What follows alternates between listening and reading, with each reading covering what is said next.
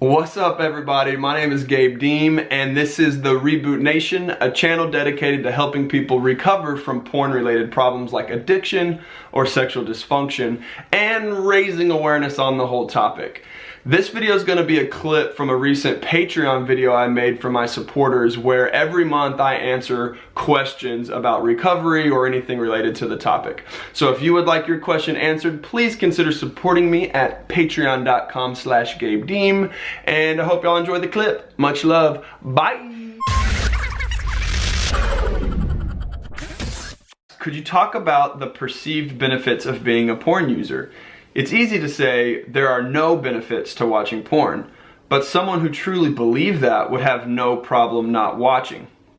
That's a great point. I would assume people that say there's absolutely no benefits to watching porn are speaking more about long-term health benefits and less about short-term instant gratification and pleasure. Everything that can potentially be addictive and cause problems at first starts out as rewarding and pleasurable. It has to first, release a blast of dopamine in the brain's reward circuit, which then over time triggers the release of GABA and delta phos-B that kind of help wire that memory into the reward circuit to get you to go back and continue engaging in the substance or behavior that you initially thought was pleasurable and rewarding.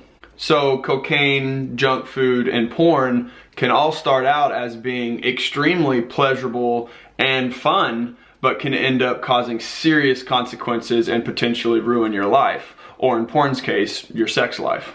So some of the arguments put forth for the benefits of porn would be watching porn and masturbating to it might help you sleep better, it might help you calm down if you're stressed or anxious, it might let you feel more connected and desired if you're feeling lonely.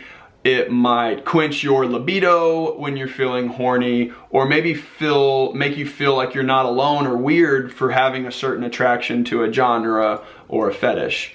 But the people that make the argument there's no benefits to watching porn, again, are thinking more long term, and in reality, porn use, especially chronically over time, can exacerbate every single one of those issues. It can make you more stressed. It can make you more dependent on jerking off to porn to get a good night's sleep.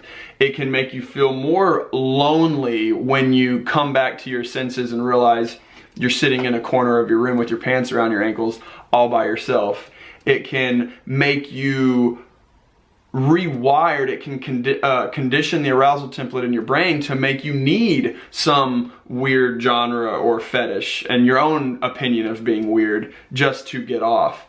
So it can exacerbate all of those problems and then lead to addiction-related brain changes.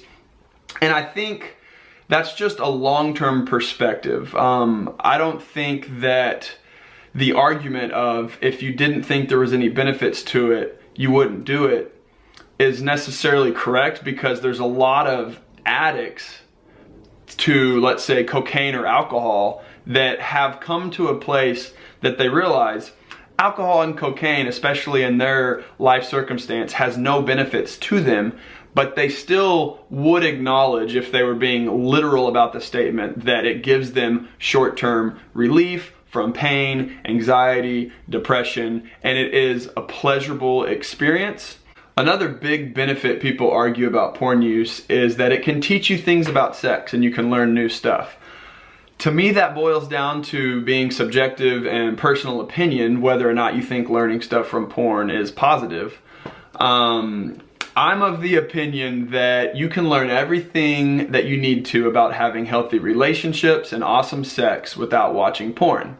I know, crazy, right? But one thing that we need to consider in regards to, even if you don't think that something can provide you any benefits when you're in a normal, healthy state of mind, if you have an addiction, the thinking part of your brain that weighs choices and whether or not to engage in a behavior is jacked up. That's hypofrontality. The prefrontal cortex is not weighing what you value correctly. And so when you're triggered and those sensitized pathways fire up, that makes you crave porn for relief and for pleasure. And you can get to a point where you're dependent on that to feel normal. So even though you don't see any benefits when you're calm, cool, and collected, in a state of arousal, in a state of craving, that is why addicts continue to go back to their drug or addiction of choice, because their brain is screwed up. They have impaired decision making.